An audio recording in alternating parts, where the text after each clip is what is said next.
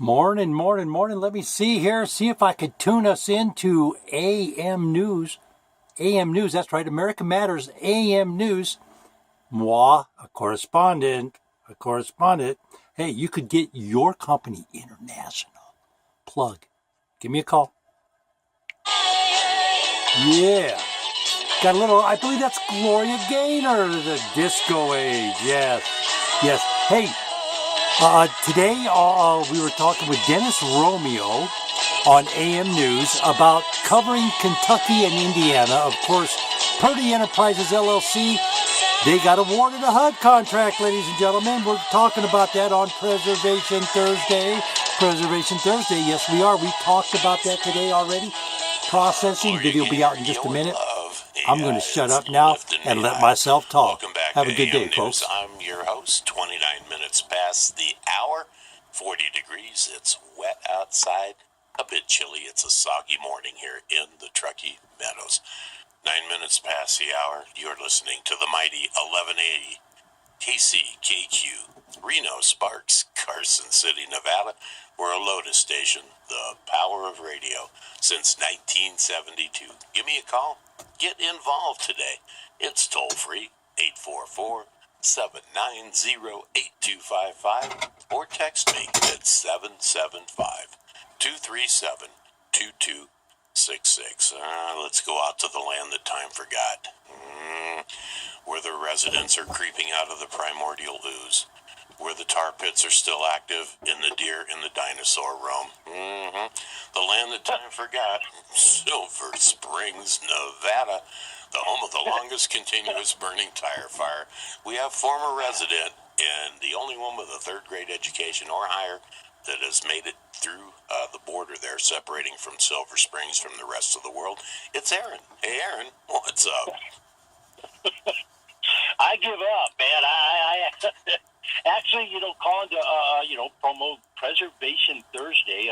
Some very interesting developments this week in the property preservation industry, especially with this new organization, International Association Field Service Technicians. In the last article I penned, I kind of refer to them as the new kids on the block. You have an industry that's been very established over the last 25, 30 years. They have a trade organization that claims to be the leading trade organization in the industry, yet they fail on many levels to bring everybody to the table that's really vital for the industry to operate efficiently. And right now there's just a bunch of inconsistency, especially in recruiting in light of the Field Asset Services Bowerman court decision declaring everybody employees. And everybody's really asking this question because today we're going to be talking about a company, Purdy Enterprises. They were just awarded a contract, the HUD 310 contract for their area in Indiana and Kentucky, I believe it is. But the big question is, can they handle two states? This is a small business, which is something that Paul Williams at foreclosurepedia.org and myself have been screaming about for years. How can you make all these requirements yet push, promote the small business element of things? They put companies in a position where they really can't handle the workload that they're going into these contracts committing to. So the big question right now in the industry is, can Purdy Enterprises, are they equipped to, kind of follow this court ruling and keep the sanctity of the employee independent contractor intact? A lot of people don't think they can do that right now. And, again, like most everything else going on, it's one of those wait-and-see games. I do have calls in to speak with the owner, Thomas Purdy, of this organization, Purdy Enterprises. He is a disabled vet. It's a veteran-owned business. So, which, again, there's a lot of new rules out there when they're starting to award government-type contracts to small business. And I don't know if Trump has had anything to do with this, or the new labor secretary or anything like that, or even the gal, what's her name, from the WWE, who's our small business administrator. McMahon. Yeah, Linda McMahon. I don't know if they've actually had anything to do with pushing towards small business, but it's kind of refreshing to see that government contracts now are being reviewed in a light that favors a true small business, not somebody that is order milling to 7 to 10 states per se. That to me is not a small business. That kind of exceeds the definition of a small business. But it is refreshing on that level that we are seeing a company like Purdy Enterprises get a contract that normally would go to a company that is a true order, what we classify as a true order mill, where they receive the work from HUD and then just turn around and stub the work out and push everything on somebody else. So we'll see how this goes and see. The other thing we're going to be talking about is chargebacks and how it becomes illegal when they charge back money over when a service is over a year old and it's been completed and paid. That is going on in the industry right now, and it's really, really getting ugly because of this. It's kind of funny. It dovetails the Bowerman FAS decision because companies are kind of seeing the writing on the wall. They're not going to be here tomorrow. Where do I come up with money to take care of what I got to take care of today? So they start doing these fictitious, what they're classifying as a charge back. It's kind of a play on words versus a back charge because I believe back charge is actually listed in the IRS regulations where charge back is not. It's one of those, it's one of those plays on words. I have a couple questions into some IRS people who don't want to go on the record. Obviously, that's what they do. They investigate fraud, so they don't want their name out there. But we're trying to get some information on that, too, because it is a very convoluted issue. My theory is this. If you're going to charge back money on a service that was completed in 2014, I have paid taxes, you have paid taxes, that money is lost. There's no account for that money except you sending me a notification that you're charging me $100 for something that went belly up in 2014. We can't go back to 2014 and prove anything. Taxes have been paid on that year. To me, that money is stolen. It needs to be accounted for. You 1099 that money. I don't care what your legal licensing business status is.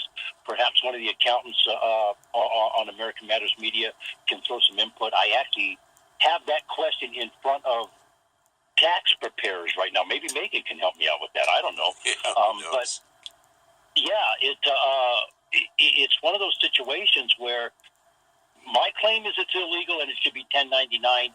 I actually have an IRS agent that backdoored me with that information saying, yes, you're 100% correct. It's the money is not accounted for once they notify you they're taking money.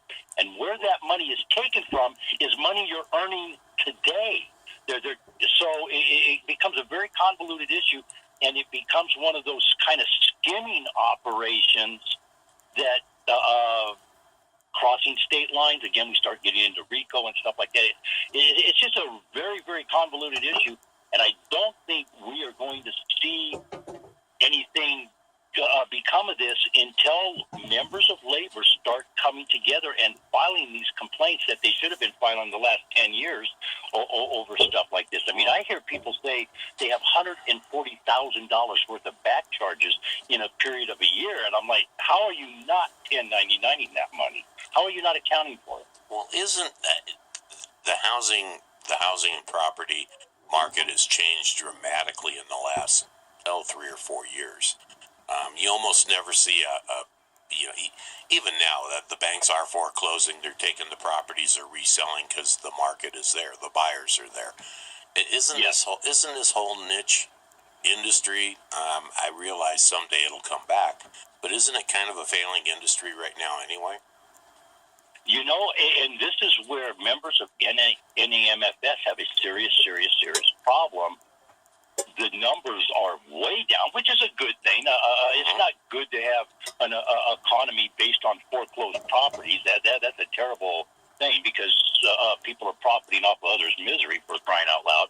But the membership of NAMFS has been built upon this outsourcing mentality of let review the work, and then you can do whatever you want with it. And then that person turns around and subs it out because, for lack of a better phrase, they're a bunch of lazy SOBs, and they can't pick a shovel up or a rake and do any work. Well, if you're doing 7 states, it's physically impossible for you to send a crew out. You can't do it. You have to.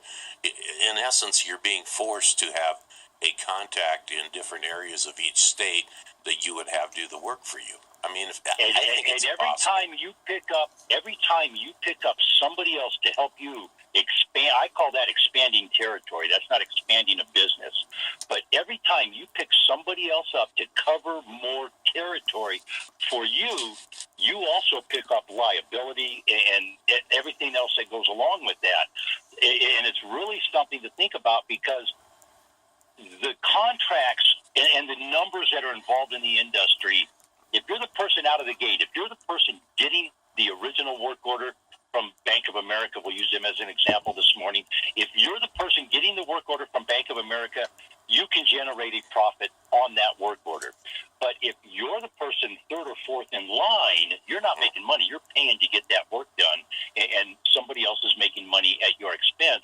And that is how the membership of NAMFS has built themselves. They built themselves on this outsourcing mentality of parlaying. I mean, they've pyramided the industry is what they've done, because just a pyramid. And when everything comes to a head, the big loser, and I hate to say, I mean, we keep hearing winners, losers, and I hate to say this, because I don't really think everybody involved here is inherently bad or set out to be some kind of criminal activity in business. But the big loser is going to be the organization, National Association of Mortgage Field Services. They're going to lose probably 70% of their membership, because that is what they are. They're order mill businesses that are not going to exist anymore because they can't. And to touch on something you were just saying there about covering 7 states. Whoa. Take a break here. Kentucky and Indiana. I grew up in Indiana, born in Ohio, familiar with it. Again, I think it's impossible for one business to take care of that area. I think it would be impossible for one business, maybe if they had the resources, to take care of northern Indiana, one to take care of southern Indiana, one eastern Kentucky and one western Kentucky. But how are you going to have one small, relatively small, veteran-owned business take care of 2 states? I think it's impossible. Well, and that was what I was getting at here. Our company, Alladay LLC, we covered 12,000 square miles. That's a good chunk of real estate when you think about that. I had 27 employees to do that. And so it's not something that can be done, as you're alluding to, from an office somewhere in eastern Kentucky. You have to have boots on the ground people, and that is kind of the element that the organization NAMFS has left out of the equation. Is eventually, I don't care how many times we take the work and sub it out. We could sub it out 9,000 times. Sooner or later, somebody classified as boots on the ground, hello, Mr. Miller, boots on the ground, has to do the work. And it's the boots on the ground that are footing the bill for everybody in the middle to make money, subbing, just turning around and re-subbing out the contract. So it's really... It's like I said, it has become very, very convoluted, and hopefully now that the courts are involved, this is going to start straightening it out. One of the other things we're going to be talking about today is the do not use list. And the industry has created this do not use list, and people, I'll guarantee you, Alladay LLC is right at the top of the list, because we begin with A. We liened properties. We conducted ourselves as a business. When you mess with our money, we went down and did what every business, the only venue a business has to claim money owed to them is the mechanics lien process. When you give that right up, you kind of give your right up to claim your money if you're cheated out of money in business. So that has been going on, and that's coming out to light too, that, you know what, these little clauses that you're putting on a work order, I agree to give up my right to lien, that's an illegal clause. You can't do that. You can't force somebody into giving giving up a right, as they say. And the mechanic lien, is actually classified as a business right.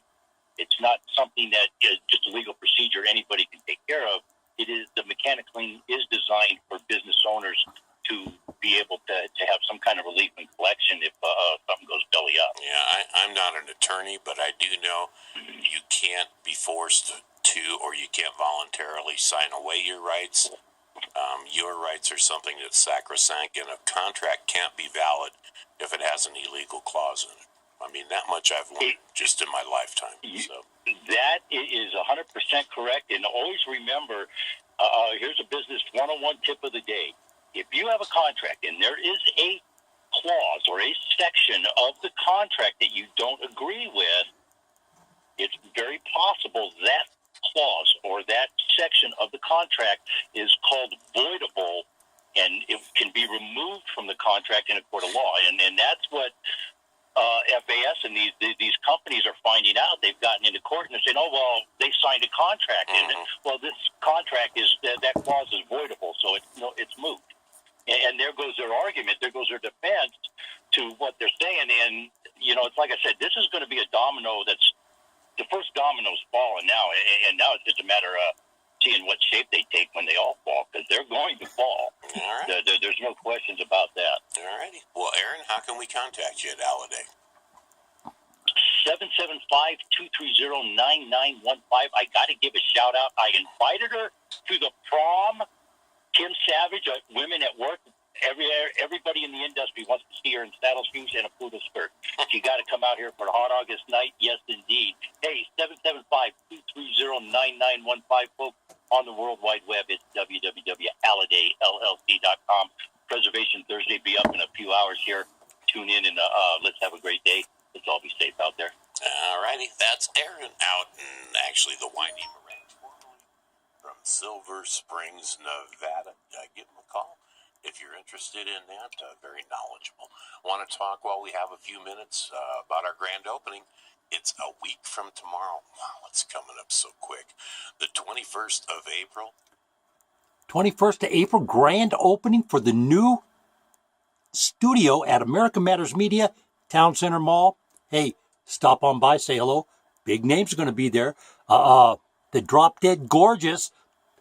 Reno got to be the luckiest city in the world. Mayor Hillary Sheevy's going to drop by and say hello. Hey, you never know.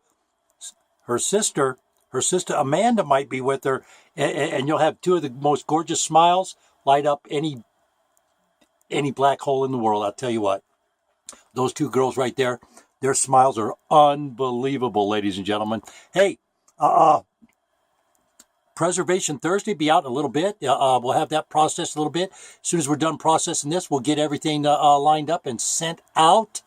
Let's have a great day. This is going to Mr. Miller, Brian Mingham, and Tony over at, because this is a challenge to all three organizations.